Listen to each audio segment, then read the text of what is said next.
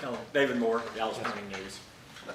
Just what you've been able, what we've seen offensively over this last stretch, the 3 games in 12 days, is this Dak being back, some other players getting healthy? Are we starting to see the function of that, or how would you describe the increased offensive productivity? I think certainly continuity has a lot to do with it. Guys being able to spend time together, play together, practice together. Hopefully you continue to head in the trend line stays where it's at. And so, I think certainly when Dak came back, we had a couple weeks, then we had a bye week, and then we've been able to kind of go into that 3-game stretch there. And so, certainly I think those guys spend a lot of time together, and going into the game plans with the same, group has a lot to say. All right, so before we start telegraph, do you know when Zeke or Tony's on the field? Do you have different calls for each one, or is it whoever's out there, we call same running plays? I think for the most part, it's whoever's in there. Certainly, there's going to be a few different plays here and there for each guy that maybe lean one way or the other. But both guys rep just about every play in the game plan. Both of them rep it, and they're both able to do it, which is awesome. From a play calling standpoint, to be able to stay in the flow, and then there'll be a couple game plan ones that we want specific guys in for. But they both do a great job. Is it for you to call plays when both of them have it going like they had last week? Yeah, those guys, they've obviously done a tremendous job. I think we all recognize how fortunate we are to have both of those guys be able to, put them both in, keep them rotating. I think Skip and those two, unselfishly in a really positive way, just allow both guys to have balance there. And I think it keeps those guys fresh, as the game wears on, that one guy's not carrying the load. And, from an individual game, but then from game to game, I think all that stuff adds up. Michael Gilpin, Dallas Morning News. The 4 fall starts last Thursday. What was done today for the players to address that, and where does the solution lie moving forward? Yeah, obviously we talk certainly a lot about it from a position to an offensive standpoint to a team standpoint, and that's something that we need to, quite frankly, shut off. And there's 4 of them. There's 3 in the red zone. I think something to do with longer drives as you progress, keeping the focus in there. For myself, keeping us in the flow. I think there's a few of them where there was an injury that occurred, and then there was a little clock stoppage where probably for myself I need to keep them in the huddle, keep the flow of the operation going so that guys feel the rhythm of it, because I think 3 of the 4 came in those situations where there was a clock stoppage and there was a little bit of a delay on the field. And so, obviously from my standpoint, I'm going to look at every possible way that we can navigate this thing. Kellen, Epstein, Yahoo Sports. At what point did you start realizing you wanted to emphasize tight ends more in your offense? Was that something that when Amari and Cedric were coming back in the offseason, you saw them after the draft? And how has it evolved? How has your philosophy on it evolved from the beginning of the season to now? Well, certainly if you go back last year, when Blake was a part of this thing, Blake and Dalton working together, those two did a tremendous job early last year. And Blake had the unfortunate, he was just banged up a lot. And so, naturally with our personnel, we played a little bit more 11 personnel. Certainly something we would have loved to do going into last year and even this year, more 12 and multiple personnel groups. And so certainly as this season's gone on, Jake, Peyton, Sean, we know what Dalton is. But for those guys to progress the way they have, certainly gives us a lot of confidence to play in those different personnel groups.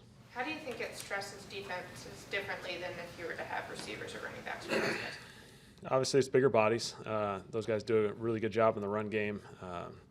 Jake's, just physical at the point of attack. Peyton's found this awesome role of being this guy who can kind of move around and do a number of things. Sean has done a little bit of backfield work and can play a versatile role. And so they give us a lot of diversity on our offense and allow us to do multiple things. And 13 personnel, that's not something that's maybe as common in the NFL, so it gives a little bit of a uncommon look to some teams depending on what their schedule's presented so far this year. Calvin Watkins, Dallas Morning News. Calvin, are you starting to see him get into more of a comfortable rhythm, those kinds of things the last couple of weeks? Yeah, really happy for Michael, just the way that game played out. He had some phenomenal contested catches, some big plays, a couple third downs, he's done a tremendous job. And so I think it's really good when maybe the stat box and the box scores don't necessarily see this big production yet, but you've seen the growth that he's taken over the last month. For him to finally have a game like that, I think it's been awesome, and everyone was really, really excited for him. Yeah, the game he didn't have the catch. How much do you kind of don't overanalyze what happened in that game and try to get him going forward? Yeah, no catch game. I mean, obviously, I'm not happy about that, and neither is Michael.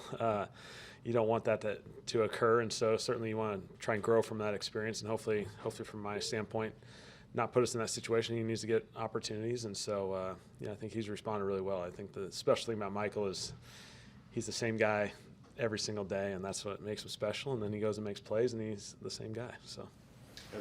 Kellen, Haley Sutton, DallasCowboys.com. Going back to the tight ends, when you have 4 guys who can come in and really contribute, like you talked about, how does that allow you to be more creative when it comes to play calling? I think it allows us, certainly we can have some depth in those positions, so we're not one guy away. Sometimes the tight end needs a break and whatnot. When you have 4 of them, we can go into with some of those packages knowing if one guy's out, we still got enough depth there, and so that's huge. And those guys just do such a good job. They're really smart players, so they can handle all these different roles. And we're going to run the football in it, but we can also spread people out, and we can play in empty sets with those tight ends, and they can run the receiver route tree. And so it's been fun for those guys to see their growth, especially the young guys, to see them grow in those roles. When it comes to Jake Ferguson, we saw him do that stutter step against the Eagles. Now he's got a hurdle against the Giants. Did you know that he had that kind of skill set coming into the season? Certainly we saw some of it. He tried to run over a lot of people at Wisconsin, but now we're seeing some of the hurdling and all the good stuff, and it's been awesome. It's been awesome to see what certainly him and Peyton, what we kind of hoped for, is kind of came true, and so we're really fortunate to have both those guys. Kellen, Todd Archer with ESPN. Where do you put your red zone success on for the last 5 games? I think it's 16 out of 19. I think obviously it's something that we've grown. At times we've last year early in the year I think we struggled mightily in it, and so last year on the back end of the year I felt like we finally started making some progress. And I think the biggest thing down there is staying on course. And this was kind of one of those abnormal games that we were fortunate to get ourselves out of a couple holes because we had 3 false starts and whatnot down there. But our guys do, I think, just a really, really good job of staying on course. We mixed the. I think we've been fairly balanced down there, and with the run and the pass, and guys have made some really big plays down there. Dalton and Dak on the 3rd and 15. I mean, that's a tremendous play, and CD was able to draw a little bit of attention, and those guys did a great job.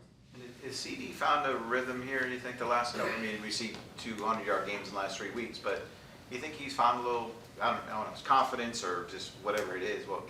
What's the update? He's certainly done a really good job, and I think he's on the right trajectory as far as just being a consistent player. I think that's the biggest thing as guys go through the growth process of being a younger guy and then into the lead dog role.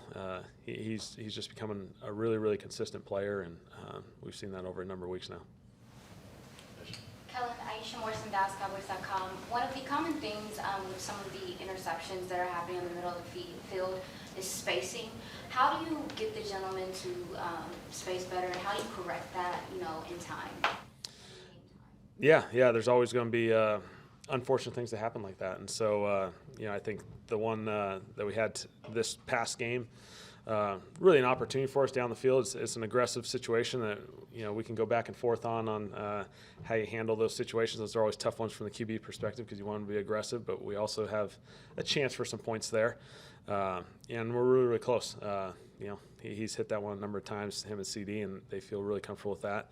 And then the other one was a little bit of an unfortunate. Thought he had a free play, and those are one of those ones that unfortunately happen. If you can get it out of bounds, you get it out of bounds. But You guys have a top 8 third down offense now, which, considering where you started, is of note. Don't remind me. Yeah.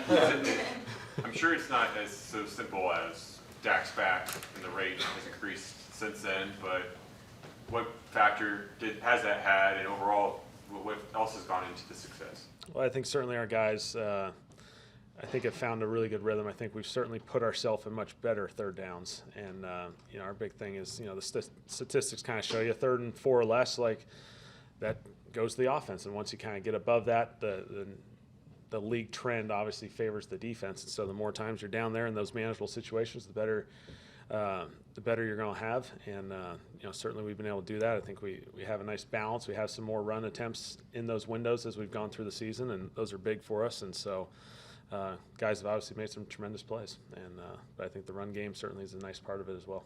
What do you think you made of what Dalton has shown this season? He had the knee, then he had the knee again, had to wait a while to score his first touchdown.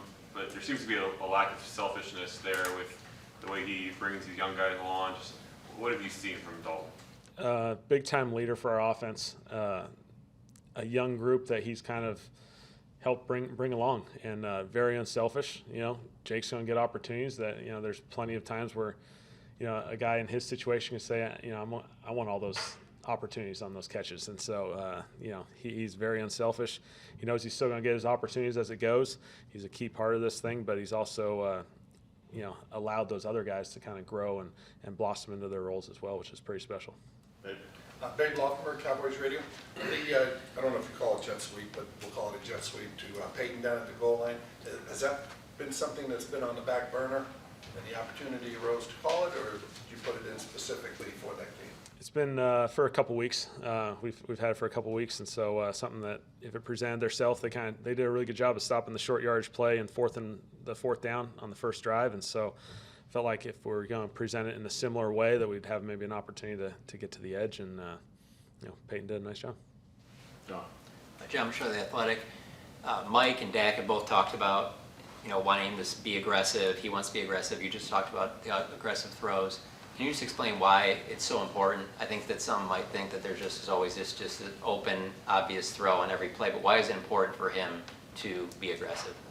Yeah, I think the phrase we've used at various times is aggressively take what they give us, and you know, because you can't play passive if you start, you know, playing small and not threatening the defense downfield. They start shrinking, they start tightening up, and now your easier completions become harder completions. And so I think Dak's historically done a tremendous job of balancing those two sides. As a quarterback, you want the 50-yard bombs, you want the aggressive throws, you want the big plays that we all get to see, but you also need to, you know, bore yourself with a bunch of completions. And so there's always that back and forth battle as a quarterback to find those opportunities that when they are there, you want to be comfortable and willing to take them, but at the same time, when they're not there, keep finding other things. And so, you know, that's the thing that QBs always battle.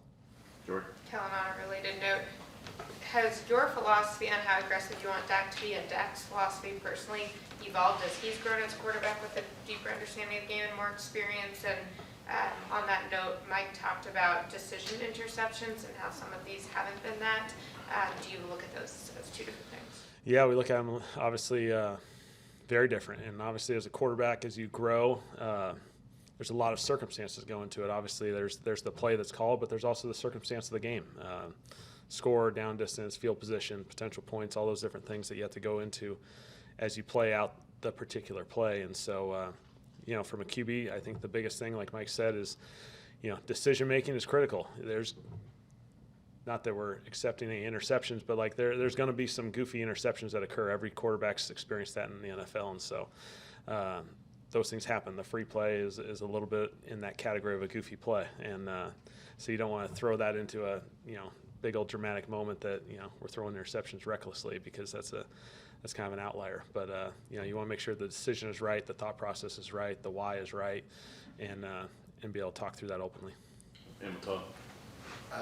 Because he's had so few holding penalties in his career, how quickly did you go and check out Zach's hold penalty to say, was he really holding on that one? Yeah, that was I haven't heard that one a whole lot, so yeah, got to look for some views. Was it hold? That's enough. All right, appreciate it. Thanks, Bill. Yeah.